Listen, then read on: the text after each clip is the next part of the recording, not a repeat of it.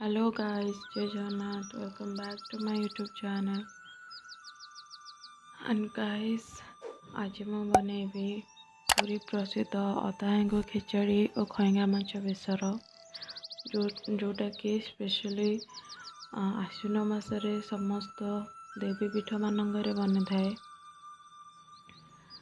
ତ ସେଥିପାଇଁ ମୁଁ ଏଠି ନେଇଛି 700 ଗ୍ରାମର ଖଇଙ୍ଗା ମାଛ। ଖଇଙ୍ଗା ମାଛରେ ହିଁ ତରକାରୀ ବହୁତ ଟେଷ୍ଟି ଲାଗିଥାଏ।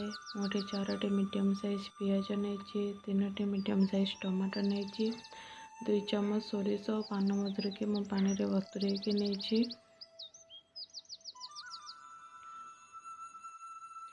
ଆମେ ଏହି ତରକାରୀରେ ଆଳୁ ଓ କଦଳୀର ୟୁଜ୍ କରିବା। ମୁଁ ଏଠି 4ଟି ବଡ଼ ସାଇଜ୍ ଆଳୁ ଓ 3ଟି କଞ୍ଚା କଦଳୀ ନେଇଛି। କିଛି ଅଦା ରସୁଣ ଶୁଖିଲା ଲଙ୍କା, 2ଟି ତେଜପତ୍ର ଓ 2ଟି କଞ୍ଚା ଲଙ୍କା ନେଇଛି। ଆମେ ଏହି ତରକାରୀକୁ ସୋରିଷ ତେଲରେ ବନାଇବା।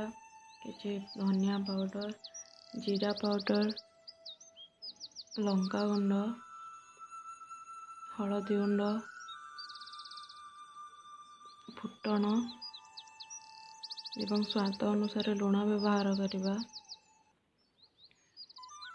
ଏବେ ଆମେ ମାଛରେ ଲୁଣ ଓ ହଳଦୀ ଗୋଳେଇକି ମାଛକୁ ଭାଜିବା ପାଇଁ ପ୍ରସ୍ତୁତ କରିବା।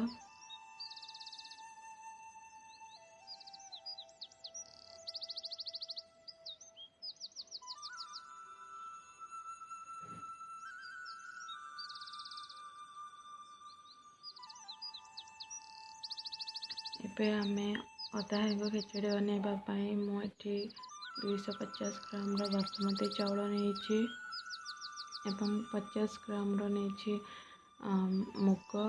ଏଠି ଆମେ ଖିଚଡ଼ି ଦେଶୀ ଘିଅରେ ବନେଇବା। କିଛି ଜିରା ନେଇଛି, ଅଦା ନେଇଛି ଏବଂ ମୁଁ କିସମିସ୍ ନେଇଛି। କିସମିସ୍ଟା ଅପସନାଲ୍, ଆପଣ ଚାହିଁଲେ ସ୍କିପ୍ କରିପାରିବେ।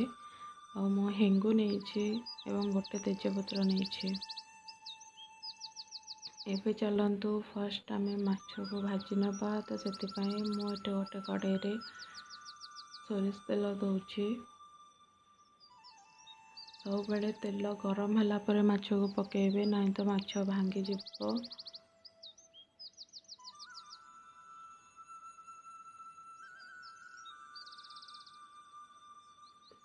ନାହିଁ ତ ଆପଣ ମାଛ ଭାଜିଲା ପୂର୍ବରୁ ସେଥିରେ 1 ଚାମଚ ଭିନେଗାର ଗୋଳେଇକି ଭାଜିବେ, ତ ମାଛ କେବେ ବି ଭାଙ୍ଗି ନଥାଏ।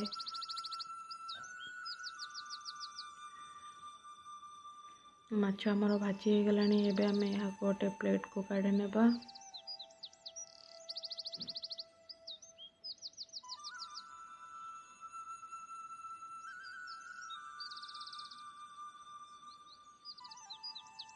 ଏବେ ଆମେ ମୁଣ୍ଡ ଗୁଡ଼ିକୁ ଭାଜି ନେବା।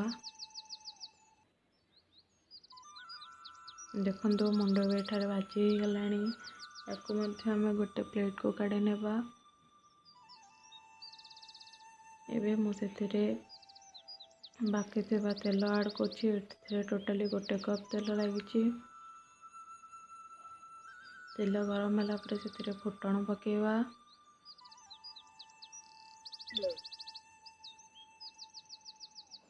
ତାପରେ ମୁଁ ଏଠି 2ଟି ତେଜପତ୍ର ପକାଉଛି ଏବଂ କଞ୍ଚା ଲଙ୍କା ଓ କାଟିକି ରଖିଥିବା ପିଆଜ ପକାଇବା। ପିଆଜଟାକୁ ଗୋଲ୍ଡେନ୍ ବ୍ରାଉନ୍ ହେଲା ଯାଏଁ ଭଲସେ ଭାଜି ନେବା। ଦେଖନ୍ତୁ ପିଆଜ ଆମର ଏଠି ଗୋଲ୍ଡେନ୍ ବ୍ରାଉନ୍ କଲର୍ ହେଇଯାଇଛି। ଏବେ ଆମେ ଅଦା ରସୁଣ ଓ ଶୁଖିଲା ଲଙ୍କାର ପେଷ୍ଟକୁ ଆଡ଼୍ କରିବା।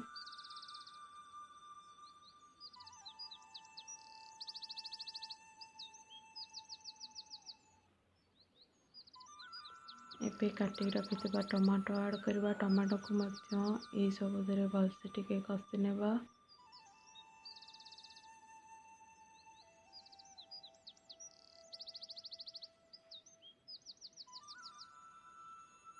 ଟମାଟୋ ଆମର ଏଠି ଭଲସେ କଷି ହେଇଗଲାଣି। ଏବେ ଆମେ ଏଠି ଲୁଣ ଆଡ଼୍ କରିବା। ତ ମୁଁ ଏଠି 1 ଚାମଚ ଲୁଣ ଆଡ଼୍ କରୁଛି। ହଳଦୀ 1/2 ଚାମଚ ଆଡ଼୍ କରୁଛି।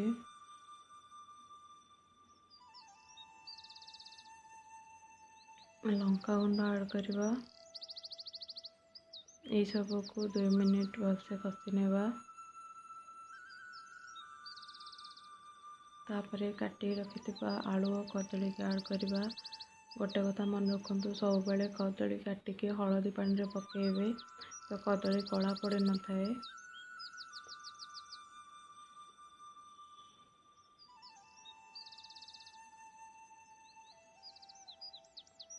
एबे आमे कदली रे पानी आलू और कदली रे पानी दबा भलसे, कहीं आलू और कदली आमर भलसे सिझा दरकार। एवं यह बहुत छोट पीस जेपरी मु काटी सेमती ही काटे। एमती ही काटिले यह बहुत सहजरे सिझी जाए और तरकारी बहुत भलसे फिटिले ही तरकार टेस्ट आसी थाए। एबे आमे यहाँ को घोड़े की 15 ରୁ 20 मिनिट सिझापी छाड़ा और ता भितर आमे खिचड़ी बनैबा प्रिपेयर करवा। मुझे गोटे पैन नहीं से 2 चम्मच गुआ घी नौची।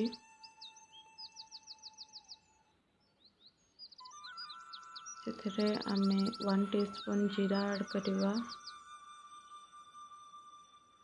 गोटे तेजपत्र मन रखु, जिते आप तेजपत्र ऐड कर तो खिचड़ी केवे भी धनिया पत्र ऐड करेंगे नहीं तो यार किसी टेस्ट रही न थाए। आपड़ जहाँ गोटे जिनस ऐड करेंगे एवं छेचिकी रखिथिबा अदा ऐड करवा।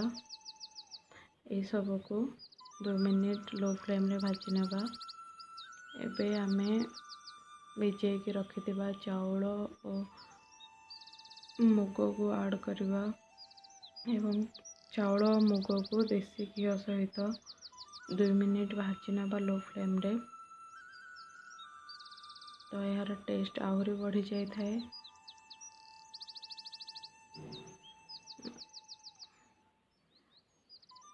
आमे एठी नड़िया कोरा किछि मध्य ऐड करवा।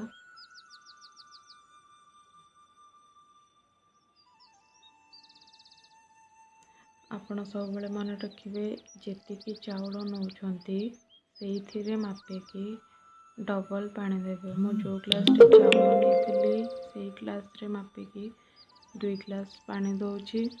तो 10 मिनिट रे आपण खिचड़ी पूरा परफेक्टली बनी जीवो।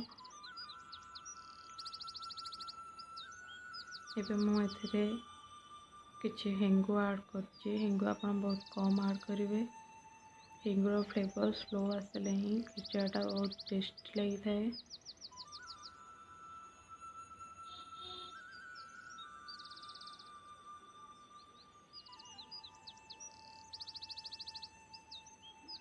एवं से गोटे चम्मच लुण ऐड करेंगे। एबे आसतु देखिबा हमर तरकारी सिझिलाणी ना नहीं। आलू कदली आमर भलसे सिझी गलानी देखिपारे।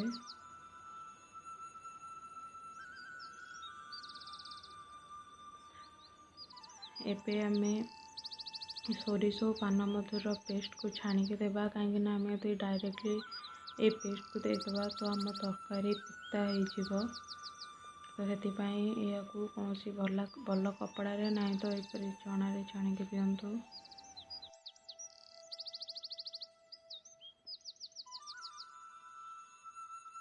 या पकईकी आम भलसे कषि नेबा। तरकारी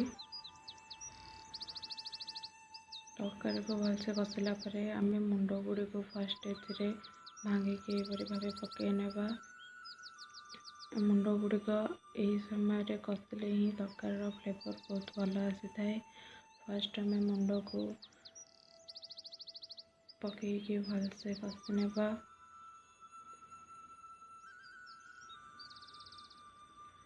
देखंतु आम तरकारी कषिगला भितर आलू कदली यह भलसे फिटिजिव। मुंड को पकईकी हाई फ्लेम रे आपण 5 ରୁ 10 मिनट भलसे कषि नियंतु। एवं मुंडा प्रथम कषिले ही यार फ्लेवर तरकारी बहुत भलसे रिलीज होता है। एबे आमे से जीरा पाउडर पकेवा, धनिया पाउडर पकेवा। पकईकी मुंड सहित यही सब को भलसे आमे कषि नेबा। देखंतु यह भी कषि गलानी। एबे मु एठी हाफ चामच लुण पकाउची कहीं आम माछर लुण पकईले और मसला कषिला समय से गोटे चामच लुण पकईले। तो आपड़ से हिसाब से देखिए ही लुण पकेबे। जदि आप कम क्वांटिटी बनाऊँच तो लुण के भी अधिक रखिए। टिके अलणा हो गले आम लुण पकई खाईपर, किंतु लुणिया हो गले तरकारी टेस्ट किसी भी रही न थाए। मुंड भलसे कषिगले तरकारी एवं पानी नवा। तो बेसरटा आमर बेसी पानिया हेले सेटा भल लगी न थाए। जदि आप पानी ऐड कर तो कम पानी ऐड करेंगे कहीं बेसरटा आमर थिक बनी थाए।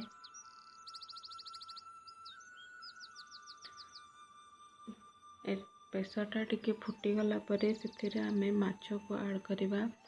देखंतु खईंगा माछरे केबे भी बेसी कंटा न थाए।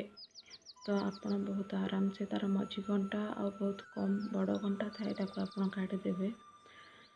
तो ताकू काढ़ी ही पकातु। तो मुठार समस्त कंटा काढ़ी नहीं। माछ को ऐड करके आम 5 ରୁ 10 मिनिट लो फ्लेम रे तरकारी को फुटापी छाड़ीदबा। तो तरकारी फुटीगला आमर खईंगा माछ बेसर ऑलमोस्ट रेडी हो। देखो तरकारी आमर फुटीगला। एबे आम से किछि धनिया पत्र ऐड करवा। तो बेसर आमर संपूर्ण भाव प्रस्तुत हो गला। एबे आम देखिबा आम खेचड़ी किपरि भाव में बनी। तो से खिचड़ी आम दवापाई मु हाफ चामच गुआ घी किसमिश की भाजी नेबी।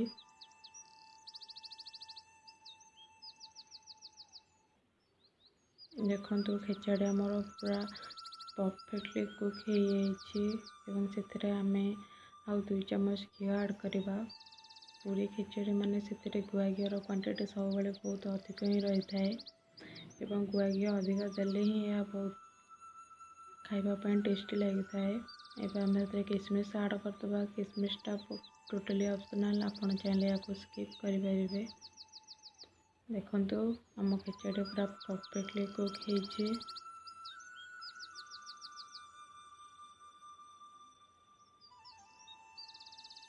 आपण या निश्चित बनातु, ट्राए करंतु और आपण बार बार बनइबे कहीं यह बहुत ही टेस्टी लगी थाए।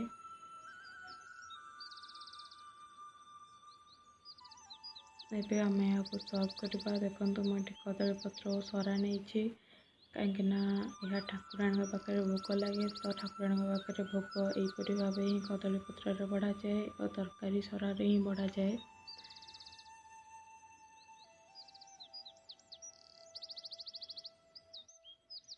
यह ठाकुराणी पाखे भोग लगे यार टेस्ट आहरी बढ़ी जाए।